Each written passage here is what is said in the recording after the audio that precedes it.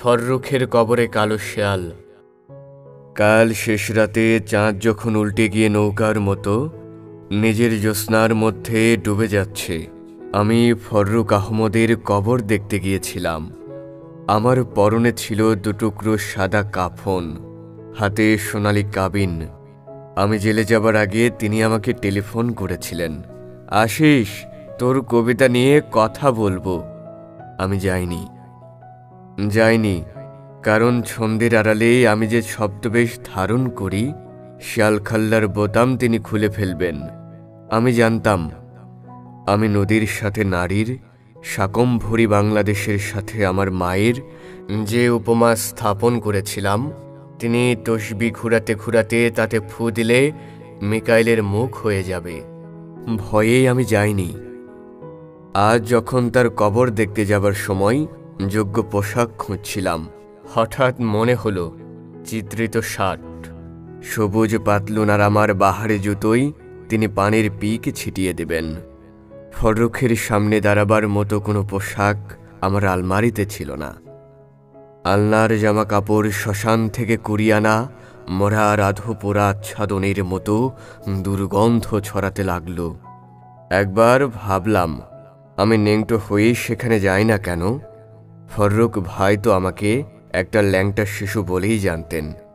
আবার ভাবলাম, নিস্তব্ধ কবরগাহে নিমজ্জমান চাঁদকে তিনি যদি আমার নগ্নতা দেখিয়ে দেন, আমি কোথায় পালাবো? আমি নিয়ম কানুন মানি না, কিন্তু বেশরা কবিতার জন্যে তিনি যদি আমাকে নিঃস্বর্গরাজির সামনে বেয়াদব বলে গালি দেন, আমি সইতে পারবো না। শেষে আমি কাফনই পরে নিলাম। 1975 সালে বাংলাদেশের যেসব লোক ঘরে কবরের কাফন কিনে রেখেছেন, আমি তাদেরই একজন। আমি যখন তার কবরে আমার উপস্থিতি ঘোষণা করে লাব্বাইক লাব্বাইক বলে উঠে দাঁড়ালাম, ঠিক তখনই তার কবর থেকে একটা মস্ত বড় শেয়াল লাফিয়ে সরে গেল। কবি বেনজিরের বাড়ির পাশ দিয়ে শেয়ালটা পালিয়ে যাচ্ছে। মনে হলো শেয়ালটাকে আমি চিনি, আগে কোথাও দেখে থাকব। একবার বিদ্যাপতির স্মৃতি মন্দিরে অনেকগুলো শেয়াল দেখেছিলাম, এই শেয়ালটা সেখানে ছিল না। আমি লালন শাহের মাজারে এক মারফতির উৎসব শেষে ঘুমিয়ে পড়েছিলাম। ঘুমের মধ্যে দুটি শেয়াল আমার দেহ শুঁকছিল, এই শেয়ালটা সেখানেও ছিল না। তবে শেয়ালটাকে আমি কোথাও দেখেছি, কিছুতেই মনে পড়ছে না। কবরের কাছে একটা কালো গাছের দিকে চোখ পড়তেই আমার স্মৃতির উপর বিদ্যুৎ বইল। হ্যাঁ, 75-এর চিত্র প্রদর্শনীতে এই শেয়ালটাকে আমি দেখেছিলাম। কামরুলের কালো শিল্পের মধ্যে এই ধূর্ত লেজ উঁচিয়েছিল, সেই কুটিল চোখ আর লোভাতুর মুখচ্ছবি আমার চেনা। আমি ফররুখের কবর পেছনে রেখে একটা কালো শেয়ালকে তাড়াতে তাড়াতে বাংলাদেশের মানচিত্রের উপর দিয়ে আমার কাফন নিয়ে দৌড়াতে লাগলাম।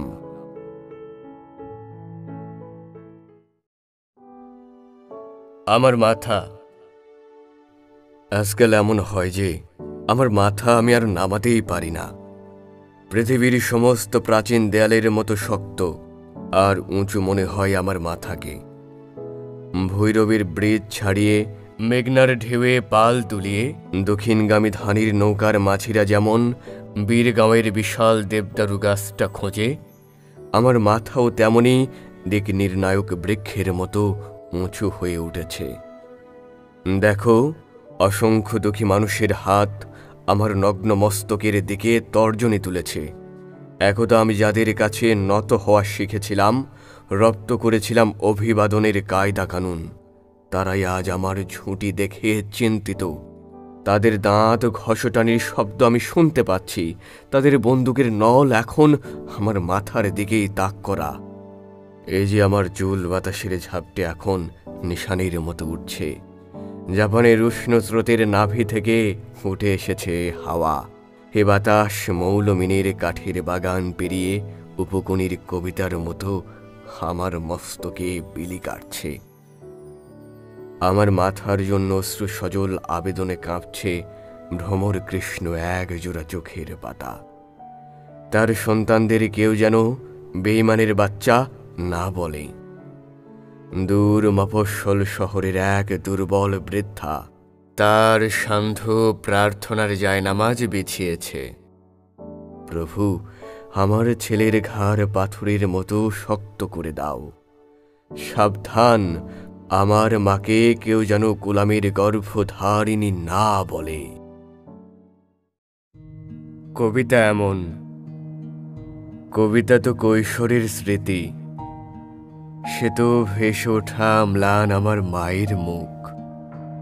নিম ডালে বসে থাকা হলুদ পাখিটি, পাতার আগুন ঘিরে রাত জাগা ছোট ভাই বোন, আব্বার ফিরে আসা, সাইকেলের ঘণ্টার ধ্বনি, রাবেয়া রাবেয়া, আমার মায়ের নামে খুলে যাওয়া দক্ষিণের ভেজানো কপাট। কবিতা তো ফিরে যাওয়া পার হয়ে হাঁটু জল নদী, কুয়াশায় ঢাকা পথ, ভোরের আজান কিংবা নাড়ার দহন, পিঠার পেটের ভাগে ফুলে ওঠা তিলের সৌরভ, মাছের আষ্টে গন্ধ, উঠোনে ছড়ানো জাল, আর বাঁশ ঝাড়ে ঘাসে ঢাকা দাদার কবর। কবিতা তো 46-এ বেড়ে ওঠা অসুখী কিশোর, স্কুল পালানোর সভা, স্বাধীনতা মিছিল, নিশান, চতুর্দিকে হতবাগ দাঙ্গার আগুনে নিঃস্ব হয়ে ফিরে আসা অগ্রজের কাতর বর্ণনা। কবিতা চরের পাখি, কুরানো হাসির ডিম, গন্ধ ভরা ঘাস, ম্লান মুখ বউটির দড়ি ছেঁড়া হারানো বাছুর, গোপন চিঠির প্যাডে নীল খামে সাজানো অক্ষর। কবিতা তো মক্তবের মেয়ে, চুল খোলা আয়েশা আক্তার। হযরত মুহাম্মদ, আল্লাহর করুণা বর্ষিত হোক তার উপর।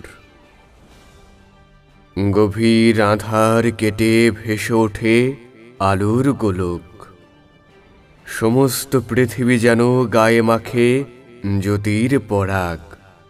তাঁর পদপ্রান্তে লেগে নড়ে ওঠে কালের দুলক। বিশ্বাসে নরম হয় আমাদের বিশাল ভূভাগ। হেরার বিনীত মুখে বেহেশতের বিচ্ছুরিত শ্বেত, শান্তির সোহাগ যেন তার সেই ললিত আহ্বান।